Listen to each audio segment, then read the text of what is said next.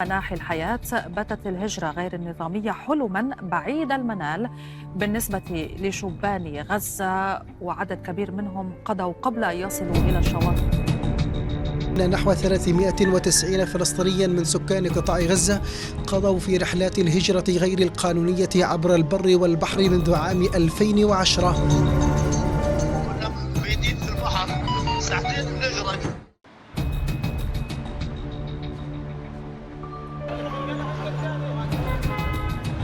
أنا يا خالد اضطريت أهاجر ونعيش حياة كريمة، مش بس أنا، كمان هذول كلهيتهم بدهم يعيشوا حياة كريمة، تمام، بس كلهيتهم خايفين. شباب رايحة تخاطر في حالها، تجازف في حالها في البحر، في الموت، في الموت.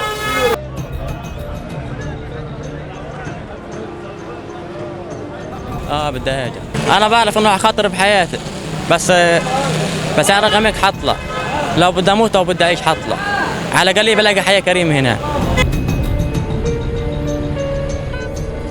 ما هو خالص السبب اللي يدفع الواحد للهجرة؟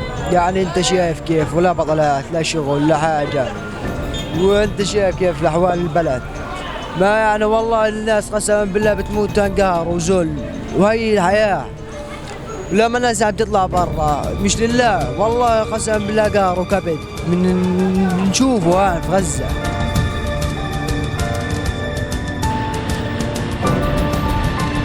زي ما انتم شايفين من الساعة 3 الفجر الشباب تستنى على باب المكتب، تستنى خروج ورقة الفيزا، يعني تقدم للفيزا. والشباب نفسها كمان زهقت من الحياة اللي هي بتعيش فيه. الأسباب اللي دفعتنا للهجرة إنه إحنا اشتغلنا، تعذبنا في حياتنا على الرغم من إنه صغر عمرنا، بس إحنا اشتغلنا.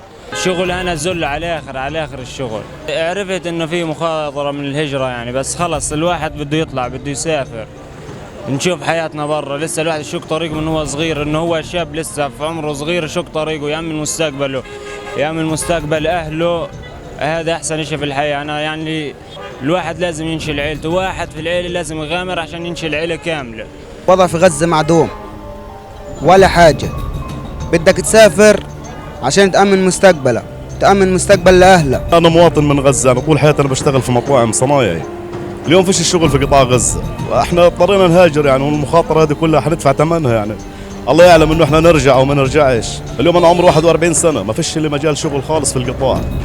واللي 30 سنة بشتغل في مطعم انا الصنايعي، ومتعلم كل الشغلات تاعت الاكل تاعت المطاعم، بس اليوم فيش الشغل. يعني افخم مطعم بكم بده يشغلني اليوم 30 شيكل، بضغط عليه حدا 3 في الليل، بدي ضلني عنده في المحل اشتغل. بدي اطلع سفينة هاجر اليوم واخاطر واخش البحر والسمك ياكلني، انا مضطر لانه عندي اسرة، بدي اكون مستقبل كمان. 7 أنفار عندي. يعني من الفقر، يعني حتى لو بدي اموت لازم اهاجر. يعني اذا بالغنى ذل راد احيا فقير، يعني اذا بالغنى ذل راد احيا فقير.